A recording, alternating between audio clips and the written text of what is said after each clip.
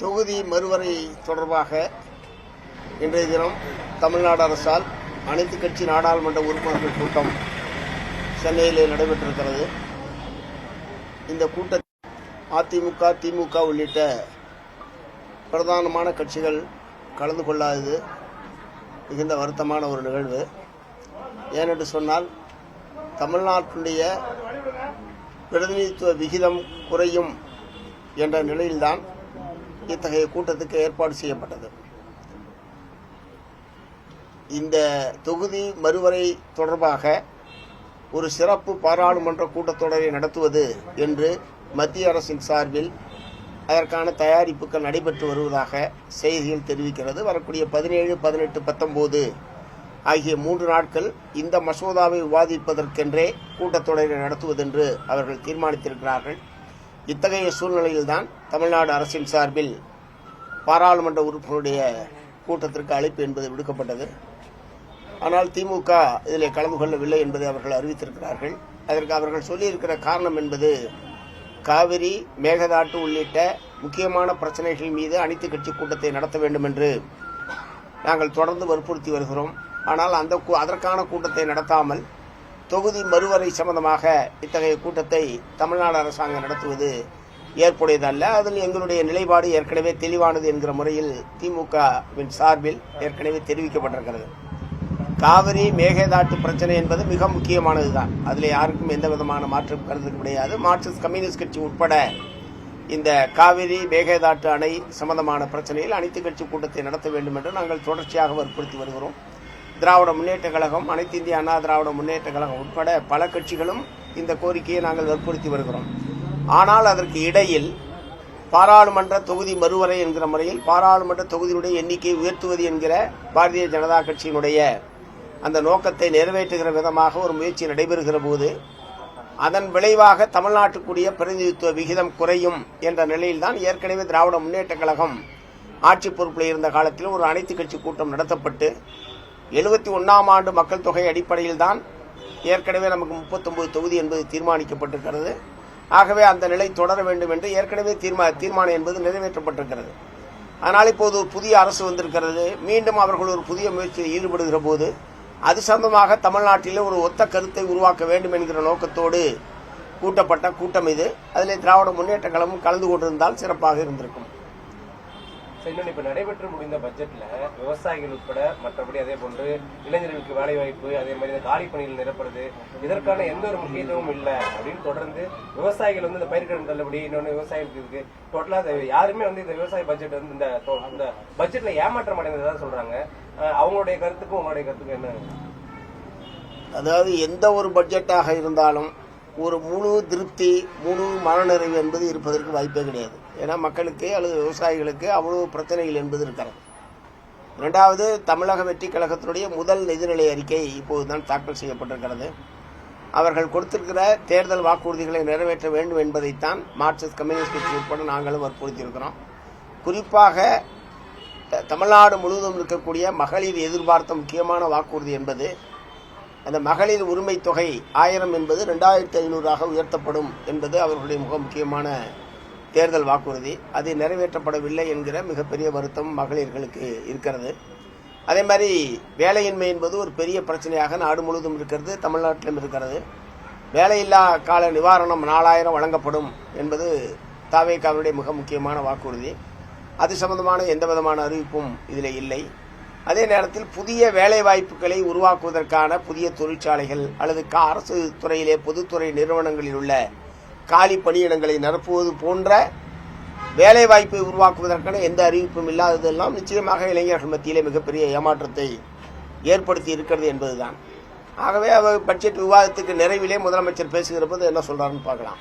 இன்னொன்னு, இன்னைக்கு நடந்த தொகுதி மறுசீரமைப்பு கூட்டம் கூட திமுக நிலைப்பாடு தெரிஞ்சுக்கிறதுக்காக நடத்தப்பட்டதா அப்படின்னு சொல்லிட்டு பாமக தலைவர் அன்புமணி ராமதாஸ் உள்ளிட்ட கருத்து தெரிவிக்கிறாங்க. அதற்கும் இதற்கும் ஏதாவது சம்பந்தம் இல்ல? திமுகவுடைய நிலைப்பாடு என்ன என்பதை ஏற்கனவே அவங்க தெளிவுபடுத்திருக்காங்க. திமுகவுடைய நிலைப்பாட்டை தெரிஞ்சுக்கிறதுக்காக இப்படி ஒரு கூட்டத்தை நடத்த வேண்டிய அவசியம் என்ன இருக்கு? திமுக ஏற்கனவே கடந்த ஆண்டு இத்தகைய பிரச்சனை பிரதமர் அவர்களால் பேசப்பட்டு அதைத் தொடர்ந்து நடைபெற்ற அனைத்து கட்சி கூட்டத்தில் இந்த எக்காரணம் கொண்டும் தமிழகத்துக்குரிய பிரதிநிதித்துவ விகிதம் குறையக்கூடாது என்பதிலே அனைத்து கட்சிகளும் ஒத்த கருத்தோடு தான் கடந்த முறை தீர்மானத்தை நிறைவேற்றியிருக்கிறோம். அதற்கான முன்முயற்சி எடுத்தது திராவிட முன்னேற்ற கழகம்.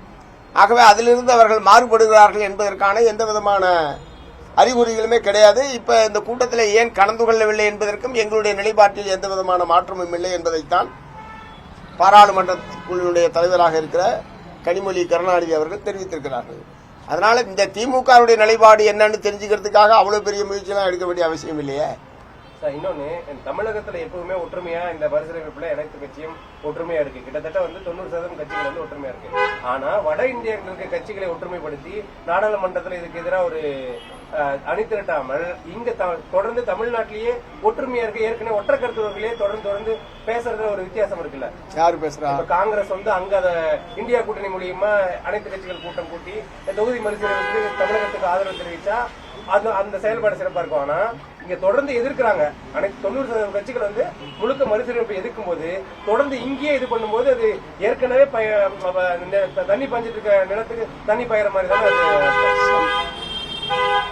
அதாவது தொகுதிகளுடைய எண்ணிக்கையை உயர்த்துவது என்பது பாரதிய ஜனதா கட்சியினுடைய தொடர்ச்சியான ஒரு முயற்சி.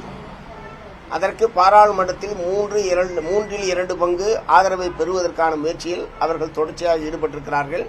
பல்வேறு கட்சிகளை உடைத்து அவர்களுக்கு ஆதரவாக எம்பிக்களுடைய எண்ணிக்கையை உயர்த்திக் கொண்டிருக்கிறார்கள்.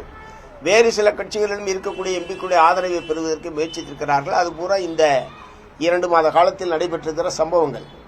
அவ்வளவு தீவிரமான முயற்சியில் பாரதிய ஜனதா கட்சி இருக்கும்போது தமிழகத்தில் ஒற்றுமைப்படுத்துவது என்கிற முறையில் இங்க எடுக்கிற முயற்சி என்ன அவ்வளவு பெரிய குற்றமா நீங்க எப்படி சொல்றீங்க? மேகதாது விவகாரத்துல ஈகோ பார்த்துட்டு அனைத்து கட்சி கூட்டத்தை கூட்ட மாட்டேங்கிறாங்க அப்படிங்கிற ஒரு குற்றச்சாட்டுக்கு நீங்க உட்பட தொடர்ந்து இந்த அனைத்து கட்சி கூட்டம் கூட்டணும். ஏன்னா அங்க கர்நாடகாவில் அந்த கட்சி அனைத்து கட்சிகளும் ஒற்றுமையா இருக்கு. அதற்கான நடைமுறை எடுக்காமல் ஏற்கனவே இந்த விஷயத்தை உறுதியா இருக்கிற கட்சிகளையே தொடர்ந்து இந்த கூட்டம் நடத்துறது என்ன பிரயோஜனம் இருக்கு? கடந்த முறை அந்த பிரச்சனை என்பது இல்லை.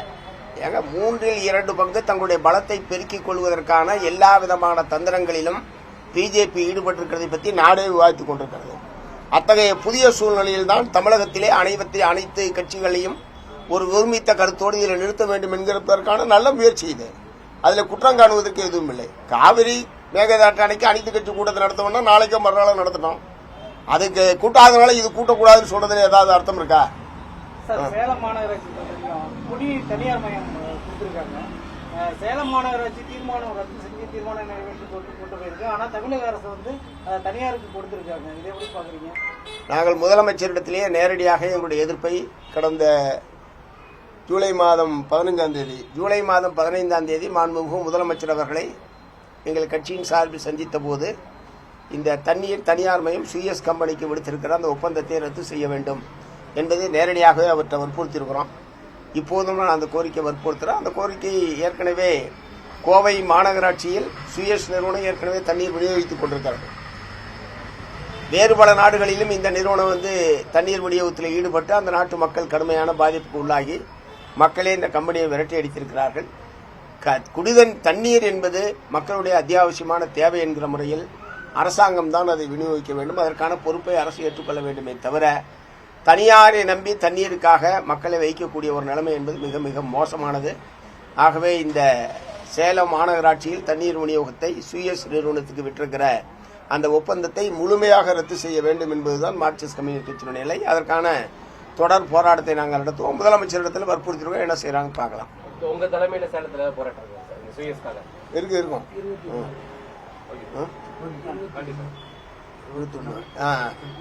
வரக்கூடிய ஆகஸ்ட் மாதம் 21ஆம் தேதி இந்த சுயஸ் நிறுவனத்திற்கு கொடுத்திருக்கிற ஒப்பந்தத்தை ரத்து செய்ய வற்புறுத்தி மார்க்சிஸ்ட் கம்யூனிஸ்ட் கட்சியின் சார்பில் எனது தலைமையில் இங்கே போராட்டம் நடைபெறும். சட்டப்பேரவையில் ஏதாவது முதலமைச்சர் நிச்சயமாக எங்க சட்டமன்ற உறுப்பினர்கள் பேசுவாங்க. அது எப்படி இவ்வளவு முக்கியமான பிரச்சனை பேச மாட்டாங்க? அதான் கட்டாயம் பேசுவாங்க. அது எப்படி பேசாம இருப்பாங்க?